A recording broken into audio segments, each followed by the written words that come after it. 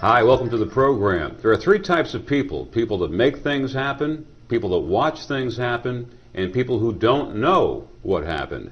Well, you're obviously not number three, maybe you're number two, but if you're number one, people who like to make things happen, this program is for you. If you are a doer but are frustrated, you try to do things in reference to free market thinking, and it's like you're on a treadmill, you're not going anywhere, this program is for you because we have an excellent guest to help you solve those problems.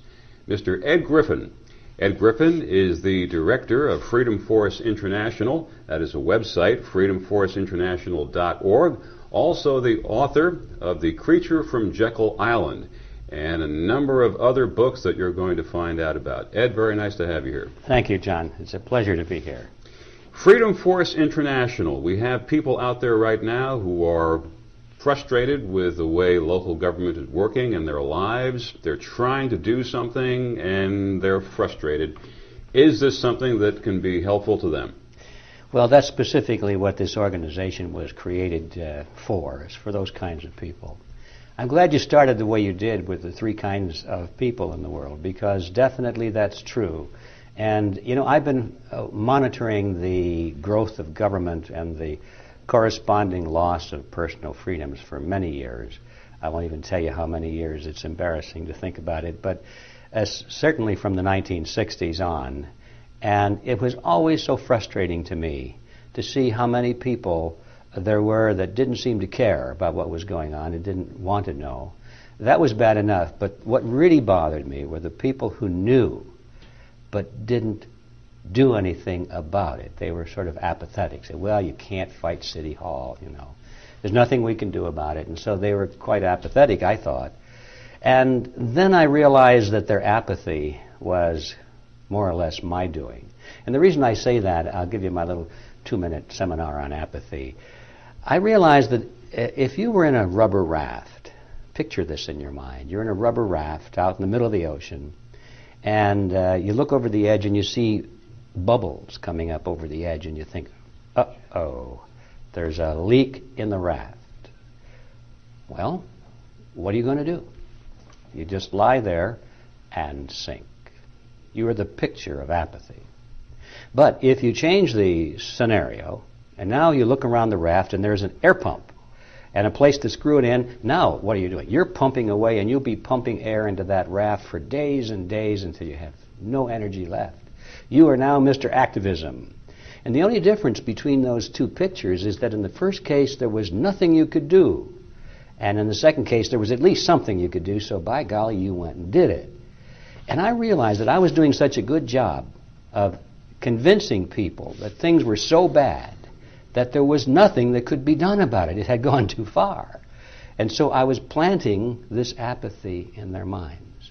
I realized, oh my gosh, that was a terrible thing to do.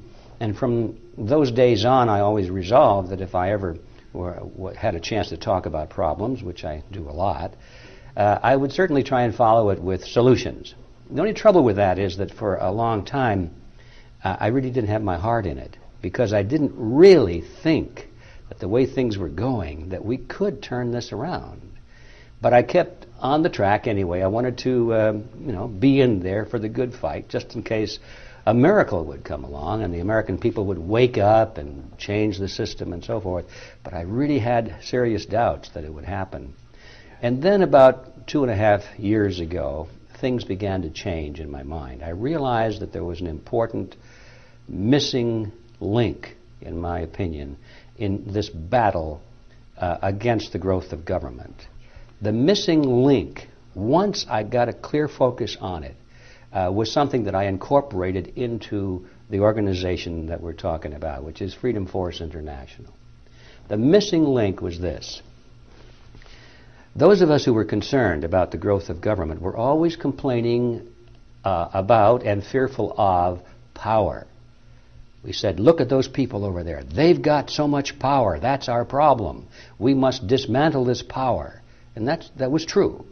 But the rest of it was, we said to ourselves, we ourselves must reject power. We must never have power over society, because that was the problem, we said. Well, one morning I woke up and realized wait a minute, if we don't have power, how can we overthrow power? I realized that there's never been a tyranny of history that was overthrown unless it was overthrown by equal or greater power than itself. And so as long as we hold that viewpoint that we ourselves must reject power, we lose. It's as simple as that. And then that was a very hard thing for me to accept, because it represented not only an epiphany, but a complete change of direction of my thinking and my efforts. And it was hard. It took me weeks to really assemble that and get used to the idea. Now, on the surface, it's obvious that this is true, but still, it should raise a red flag, because, you know, we've all heard the saying of Lord Acton, who said, "Power corrupts, and absolute power corrupts absolutely." Well, he's absolutely correct. Power is dangerous. And here we are talking about reaching for power. It's like reaching for something that's very dangerous, you see. It is dangerous. So we need to think in terms of how we can acquire power and at the same time make sure that if we are successful, that we ourselves are not corrupted by it, or those who follow us are not corrupted by it. But it's dangerous, but we have to have it. It's like guns, you know.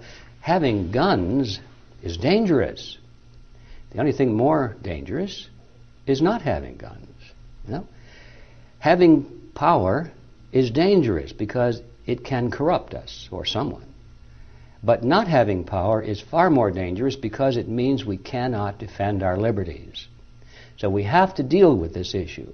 How do we acquire power and use it responsibly and have controls? What is power? Well, power is the ability to affect society. Power is the ability to determine the affairs of another person. There are many kinds of power. Money is power, of course. Charisma is power. Political force is power. Military force is power. Women have a certain power, do they not? Over men. This is power. And there are many ways that you can influence another person. And it's not necessarily bad. That's just the way human nature is. We're always trying to influence society or our friends or our family for what we think is for their own good or the good of society or the good of the family and so forth. But there are people who are afraid of power because it does bring responsibility. If you have power, you have a responsibility for those people over whom you have influence. So this is what we're talking about. How do we acquire the kind of power to change society, to alter the form of government, power to determine the kind of a world in which our children and our grandchildren are going to live? This is one of the frustrations that somebody tuning in right now must have. They are a doer. They are in the community trying to make something happen. They've experienced a problem with local government in their lives in one form or another, in the school system, something in their families being affected. They are trying to do something, and they do not seem to have the power. They get up against 6 or 7 people on a commission, and they're powerless. And now we get to Freedom Force International. You gave us several descriptions of what power is. Where is the power here with Freedom Force International for someone who needs to solve a problem? Well, you've hit the nail right on the head. We're always up against some commission, and what usually is stopping us is some government agency or laws on the books, some group of people who have power over us through the instrument of government. And they use the coercion of government to compel us to conform to a particular code of conduct or action or a tax or whatever it is that we don't necessarily like. And so the usual response is to, well, let's write a letter to our congressman. Well, our congressman is the problem. So why are we writing a letter to our congressman? He's the guy that passed the law in the first place. But we think if we write a letter to our congressman and let him know that we don't like it, that this is going to change something. He doesn't really care whether we like it or not because we have no power. The power that the congressmen generally represent, now this is not all of them, but unfortunately a large number of them, the power that they respect is the power of the campaign contribution. and the power of the media, the two elements that are necessary for him to be elected. And there are people in this world who have not only the power of the purse, have a lot of money. They can make campaign contributions in one form or another, and they can also direct the media to make sure that this guy has favorable publicity, or the other way around, if he doesn't play the game, they can make him look like a blithering idiot in the eyes of his constituency. So he respects that power and fears it, and follows the wishes of those who hold it much more than he does the guy with one lone little vote out there. So that's reality, and we may hate it. I hate it. But that is the world in which we live, and so what are we going to do about it? And this is where Freedom Force International comes in. I decided when I had this change in view and this awakening that we needed a new kind of an organization that followed this knowledge. And this is where Freedom Force International comes in. I decided when I had this change in view and this awakening that we needed a new kind of an organization that followed this knowledge and did something about it. And so we created Freedom Force International, which, as the name suggests, is truly international in scope. We now have members in 8 countries, and that's just the beginning, because this is a problem that's everywhere in the world, you see. But our people are determined and resolved to do something about it, to reach for power. Now, how do you do that? You do that, I think, first by studying how our opponents did that. There's a method. Much to our amazement, we discovered that these people, and I'm going to name them in a second by their category, not by name, that they are collectivists. That's the name for them. They follow an ideology called collectivism. Well, that's not our theme today, but just as a shorthand description, collectivists believe that government is the solution for all problems. I don't care what the problem is, the fix is in a new law which restricts our freedom and gives the politicians and the social engineers and the bureaucrats the power to tell us what to do. Is that what the European Union is doing right now? Oh, exactly, yes. Not only the European Union, but the United States, and the whole world is moving in that direction. And they may disagree on minor points, and they may fight among each other as to who's going to have the best positions, but they all agree in the direction that they're going, which is the growth of government, the increasing power of an international government, and the regimentation of all mankind in accordance with the dictates that these all-wise, wonderful people think is best for society. You see, this is the collectivist mentality. They're going to help us whether we want to be helped or not, and we're going to do it their way because it's in our best interest, they say. When people communicate with you on your website, freedomforceinternational.org, and they learn about you, they're doers, they're trying to solve some problems, how familiar are they with the problems of collectivism, or is there a gradual learning process? Somebody tunes into your website, they start learning things, how to make some changes, they educate themselves, they learn about collectivism. How many people do you have that have found out later on what collectivism is, for example? Well, do they come knowing ahead of time? Well, everyone in Freedom Force International knows, because that's part of the process that you go through before you decide that, hey, this is the organization I want to be part of. And that's the understanding of collectivism, because one of our primary messages is that our enemy is not communism, socialism, fascism, Nazism, any of these things. These are words that nobody really can define. Unfortunately, too many people are wrapped up in these endless debates as a contest between conservatives and liberals, and nobody can define that. Left-wing versus right-wing, nobody can define that. Now we've got neoconservatives, we've got Republicans versus Democrats, nobody can define that. Now we've got libertarians, and even the libertarians aren't quite sure what that is. All of these words are flying around, and people are in these heated debates over words that they can't define, which is a terrible waste of human energy, I think. So we're trying to point out to people, in the Western world at least, all of the political debates boil down basically to 2 ideological positions. One is collectivism, and the other is individualism. Okay. Now that is a whole other topic. Maybe we can come back to that. But if Not anybody kidding. wants to know what our views on that are, they can certainly come to our website, and they'll get plenty of information on that. All right, yeah, your website, once again, freedomforceinternational.org. And when somebody clicks onto the website, what kind of information do they see at first? Well, they'll get sort of an overview of what we think the problems in the world are, which are the growth of government and the loss of personal freedoms.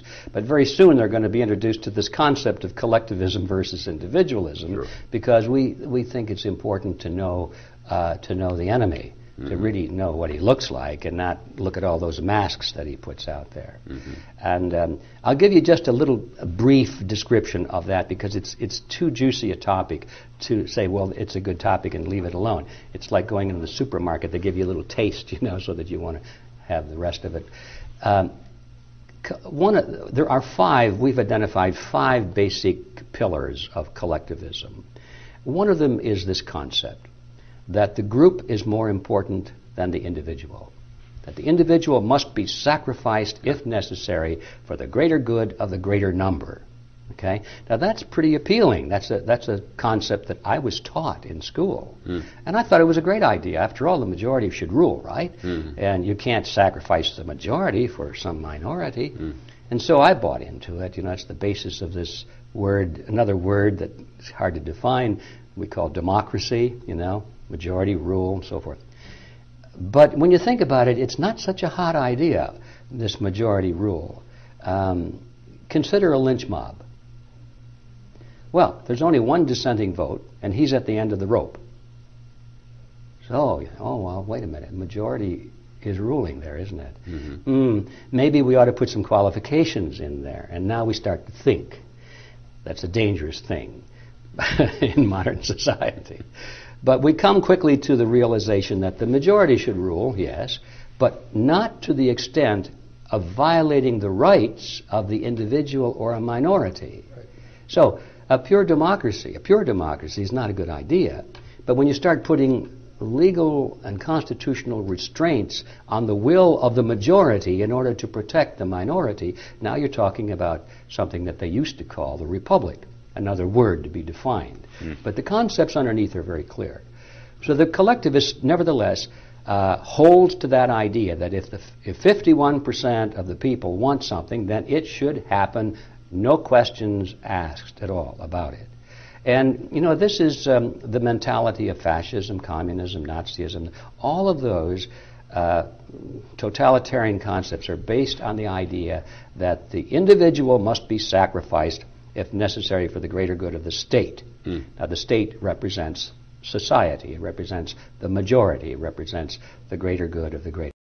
It sounds like when you apply collectivism to a republic, it's a way of inverting the whole system of taking the rights away from individuals.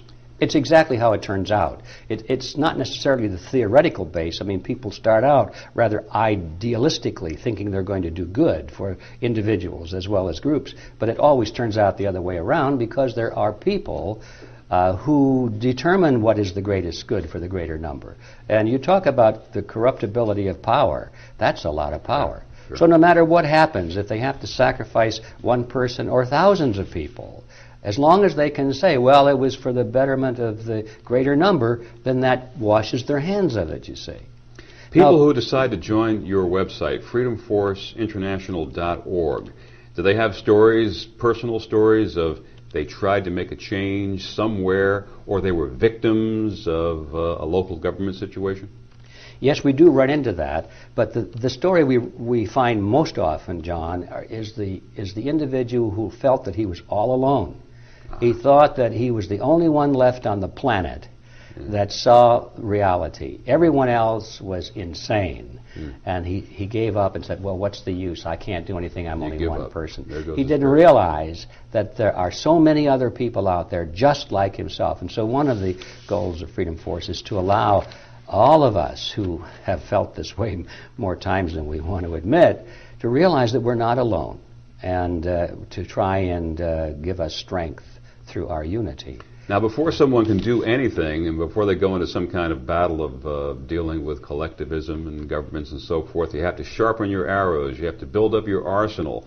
And there is a website that you're also associated with, the Reality Zone. And this is the knowledge building aspect of it, am I correct? That's correct. That's our bookstore. We have books and videos and audio tapes in there. People come into this program at various levels of awareness, various levels of understanding of the problem. And so, we are firm believers that you not only must know what's going on in the world before you try to change it, pretty obvious, isn't it? Sure. But you ought to have a pretty good idea of how you want to change it, what it is you want to see come out the other side of it. You have to know what you believe in, as well as what you're opposed to. I may use that grammatical inexactitude. Sure.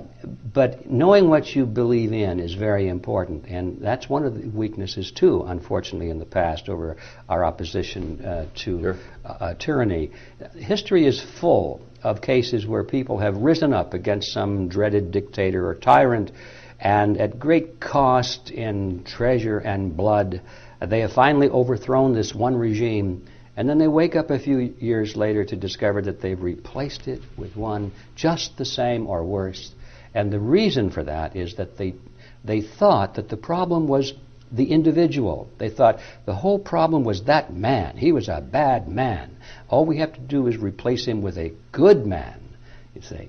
And without realizing that the system that sustains people is more important, really, than the individuals themselves. And they have no concept of what system it would take in order to make it possible even for scoundrels to serve and not be dangerous. I have to tell you, we learned this, of course, over and over again in history, but one of the most succinct statements of it came from Thomas Jefferson. After the United States Constitution was drafted and the Republic was put into place, Jefferson received a letter from a friend. And he said, Mr. Jefferson, he said, now that we have our Republic and we're electing people to office, how can we be sure that only good men are elected? It seemed to him that that was important. And Jefferson's reply was classic. He was irate. You could almost hear him snarling off the page. He said, "Speak to me not of good men. Rather, let us bind men down with the chains of the Constitution." What a brilliant statement of political philosophy. He was saying, in essence, of course we're not going to have good men. We are going to have scoundrels. Right. So don't design a system for only good men. You've got to design a system so that the scoundrels can get in there and they can't do too much damage. And this is what we think people need to know this. That's a very fundamental political theology that rings true everywhere. Yes. But unfortunately, in today's electorate, we're always looking for the saint. We're looking for the man on the white horse who's going to lead us out of the problem. And invariably, the man on the white horse will be on a black horse. One of the most amazing books you have in your arsenal, The Creature from Jekyll Island, the story of the history of the Federal Reserve Board, how it got started. People can find this book at Reality Zone. Yes. And that's www.realityzone.com. Yes. All right. Would definitely recommend that you make this book a part of your reading. Get started. Get your arsenal lined up. If you are a doer that is frustrated, wondering, gee, what's going on? I'm not getting any results here. People can't hear me. Or maybe you kind of know what you're talking about, but there are some aspects that are gray. And you definitely need this website, Reality Zone. Get your arsenal set up. Learn what's happening in the world, the governments today, and then be a part of the website, freedomforceinternational.org. Our guest, Edward G. Griffin. Ed, it's been great to have you on. Thank you for being with us. Thank you very much. This has been a Free Market News ETV special presentation. Visit us online at freemarketnews.com.